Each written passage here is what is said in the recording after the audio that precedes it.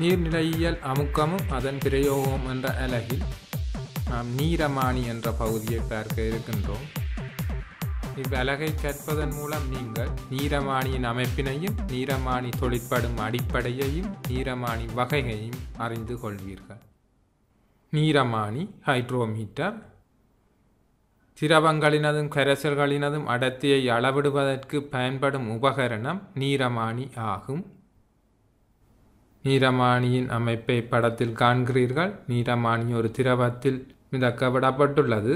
அதன் தண்டு பகுதி, அளவிடை, கண்ணாடி குமிழ், வழி அடைக்கப்பட்டுள்ள பகுதி, நிறை ஆகியவற்றை காண்கிறீர்கள். கண்ணாடியால் ஆக்கப்பட்ட உருளை வடிவான தண்டு பகுதியையும் வழி அடைக்கப்பட்டுள்ள குமிழியையும் கொண்டது. நீரமானியின் மிதக்கும் இயல்பை ஏற்படுத்த வழி அடைக்கப்பட்டுள்ளது.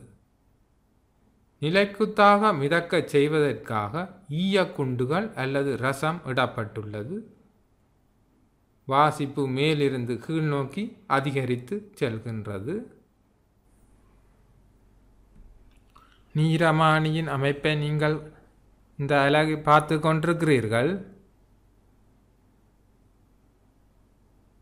நீரமானியின் அடிப்பகுதியில் ஈயக்குண்டுகள் இடப்பட்டுள்ளன. அளவடியை மேலே காண்கிறீர்கள். அளவுச்சாடி ஒன்றில் நீரமானியை எவ்வாறு இடுவது என்பதை அவதானமாக நோக்குங்கள். அளவுச்சாடியில் உள்ள திரவம் கிட்டத்தட்ட நீரமானியின் அளவிற்கு காணப்பட வேண்டும்.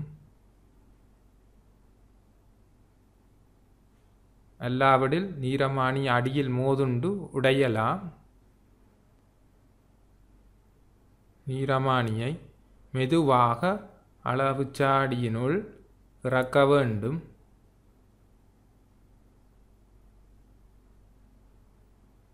நீரமானியை நீரினுள் இடும்போது எவ்வளவு மெதுவாக நாம் சுழன்றவாறு இடலாமோ அதே அளவிற்கு மெதுவாக இட வேண்டும். அது தனது நிறைக்கு சமனான நீர் இடம்பெயர்க்கும் வரை மேலும் கீழும் ஆகாசைந்து ஓய்வடையும்.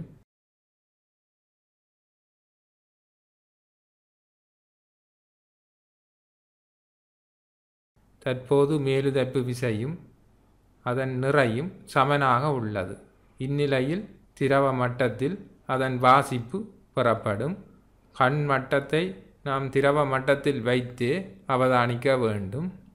நீரின் பிறையுருவின் அடிப்பகுதி நீரமானியின் வாசிப்பை காட்டும் நிலையில் வாசிப்பு பெறப்படும். நீரமானி தொழிற்படும் விதம். அடர்த்தி குறைந்த திரவத்தில் அதிகளவிற்கு அமிழுகின்றது. அடர்த்தி கூடிய திரவத்தில் மிதக்கும் இயல்பு கூடவாக இருக்கின்றது. ஆர்க்கிமிடிஸின் கோட்பாட்டின்படியே நீரமானி அமைக்கப்பட்டுள்ளது.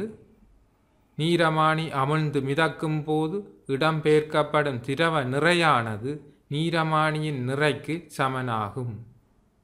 இடம்பெயர்த்த திரவத்தின் கன அளவு நீரமானியின் அமிழ்ந்துள்ள பகுதியின் கன அளவிற்கு சமனாகும். அடர்த்தி கூடிய திரவத்தில் நீரமானியை இடும்போது அதன் நிறைக்கு மிதத்தல் ஏற்பட சிறிய கன அளவு திரவத்தினை இடம்பெயர்த்தாலே போதுமானது. எனவே நீரமானி அமிழும் ஆழம் குறைவடைகின்றது. அடர்த்தி குறைந்த திரவத்தில் நீரமானியின் நிறைக்கு சமனான திரவத்தினை இடம்பெயர்க்க அதிகளவு திரவத்தினை இடம்பெயர்க்க வேண்டி உள்ளது. எனவே அதிகளவு ஆழத்திற்கு அமிழுகின்றது. நீரமானியில் வாசிப்பை பெறும் முறை. நீரமானியில் திரவ மேற்பரப்பில் கண்ணை வைத்து நாம் வாசிப்பை பெற வேண்டும். அதன்போது திரவம் நீரமானியை தொடும் பகுதியில் சற்று உயர்ந்து காணப்படும். எனினும் திரவத்தின் பிறையுருவான பகுதியின் அடிப்பகுதியே உண்மையான வாசிப்பாக கொள்ளப்படும். எனவே இங்கு வாசிப்பாக 22.5 என்ற அளவிடை பெறப்படுகின்றது. 20, இது 21, 22. எனவே மேற்பகுதி திரவத்தின் மேற்பகுதி 22இல் தொட்டு கொண்டிருந்தாலும் நாம் பிறையுருவின் அடிப்பகுதியையே வாசிப்பாக கொள்ளுகிறோம். எனவே 22.5 என்ற வாசிப்பு பெறப்படுகின்றது. அதே போன்றுதான் அடுத்த படத்திலும் காட்டப்பட்டுள்ளது. இங்கு 990 அல்ல விடையானது 992 காணப்படுகின்றது. நீரமானியில் வாசிப்பை பெறும்போது திரவ மட்டத்தில் கண்ணை வைத்து பிறையுருவின் அடிப்பகுதி காட்டப்படும் வாசிப்பே திரவத்தின் அடர்த்தியாக கொள்ளப்படும். நீரமானி வகைகள்: கரைசல்களின் அடர்த்தியை அளவிட நீரமானி பயன்படுகின்றது. பாலின் அடர்த்தியை அளவிட இலக்டோமானி பயன்படுகின்றது.